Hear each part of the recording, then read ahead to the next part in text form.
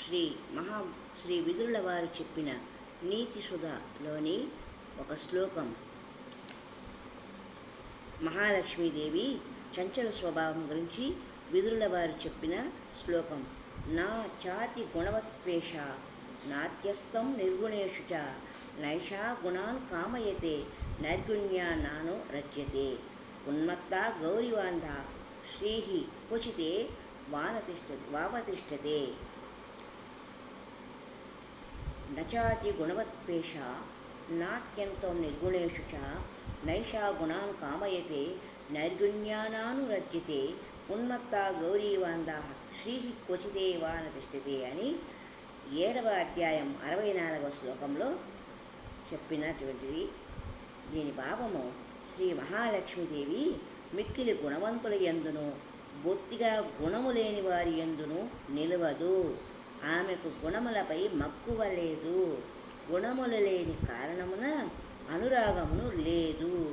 పిచ్చి ఆవు వలె కనుగానని శ్రీ మహాలక్ష్మీదేవి ఎందెందో నిలుచును అని విదురుల వారు లక్ష్మీదేవి యొక్క చంచల బుద్ధిని వివరించినారు.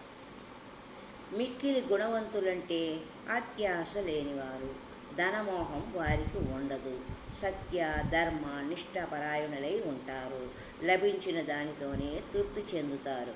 కాబట్టి సుఖలాలస ఉండదు.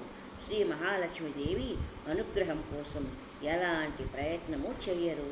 ప్రత్యేకంగా శ్రీ మహాలక్ష్మీదేవి కోసము పూజా పునస్కారాలు చెయ్యరు. విద్యుక్త కర్మలను యథావిధిగా ఆచరిస్తూ కర్మయోగులుగా జీవిస్తుంటారు. వీరు అత్యాశ లేనివారు, మిక్కిలి గుణవంతులైన వారు. వీరి వద్ద మహాలక్ష్మీదేవి స్థిర నివాసము చేయదు. కాబట్టి వారి వద్ద శ్రీ మహాలక్ష్మీదేవి ఉండదు. ఇక బొత్తిగా గుణము లేని వారంటే వ్యసనపరులు, దుష్టులు, దురాచారవంతులు. ధర్మరాజు జూద వ్యసనం చేత సర్వము కోల్పోయాడు. తరువాత పడరాని ఇక్కట్లు పడ్డాడు. చక్రవర్తి అయిన వ్యసనపరుడైతే పతనము కాక తప్పదు అనేది మహాభారత నీతుల్లో ఒకటి. కాబట్టి గుణహీనుడి వద్ద కూడా శ్రీ మహాలక్ష్మీదేవి నిలవదు. ఇక్కడ మనం గమనించవలసిన విషయము, గుణహీనుడు వేరు, గుణరహితుడు వేరు. గుణరహితుడు అంటే అవధూత, వారికి ఎలాంటి ప్రలోభాలు ఉండవు.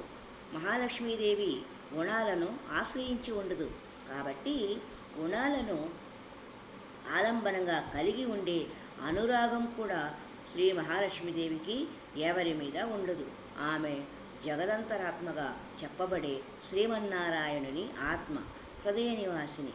ఆమె ప్రేమ అంతా శ్రీహరి మీదనే. శ్రీహరి భక్తులను ఆమె అనుగ్రహిస్తుంది. లక్ష్మీ వల్లభుడు ఎక్కడ ఉంటే శ్రీ మహాలక్ష్మీదేవి అక్కడ ఉంటుంది. అందుకే నారాయణ మంత్రము జపించమంటారు. శ్రీమన్నారాయణాయ చరణం శరణం ప్రపద్యే శ్రీమతే నారాయణాయ నమః అనే ద్వయమంత్రమును జపిస్తారు పెద్దలు. ప్రాపంచికంగా శ్రీ మహాలక్ష్మీదేవి ఎవరెవరినో అనుగ్రహిస్తూ కన్నుగారిని పిచ్చి ఆవులా సంచరిస్తున్నట్లు కనిపిస్తుంది అంటున్నారు విదురు. అంటే కొందరు ఎందుకు ధనవంతులవుతున్నారో తెలియదు, ఎందుకు ధనము అకస్మాత్తుగా కోల్పోతారో తెలియదు. అకృత్యాలు అరాచకాలు చేస్తూ కోట్లు కూడబెడుతున్న వారిని చూస్తే అలాంటి వారికి సిరి సంపదలు ఎలా లభిస్తున్నాయి అనే ఆశ్చర్యం కూడా కలుగుతుంది. అలాగే అత్యంత సాత్వికులు, మంచివారు, న్యాయంగా జీవించేవారు పేదరికంతో ఎందుకు బాధపడుతుంటారో కూడా అర్థం కాదు.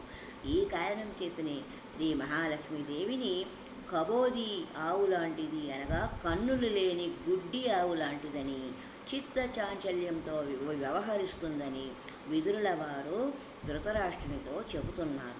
కౌరవుల వంటి దుర్మార్గులు సిరి సంపదలతో తులతూగుతుంటే ధర్మదీక్షాపరులైన పాండవులు పడరాని పాటలు పడుతున్నారు అనే భావము ఇందులో ఉంది.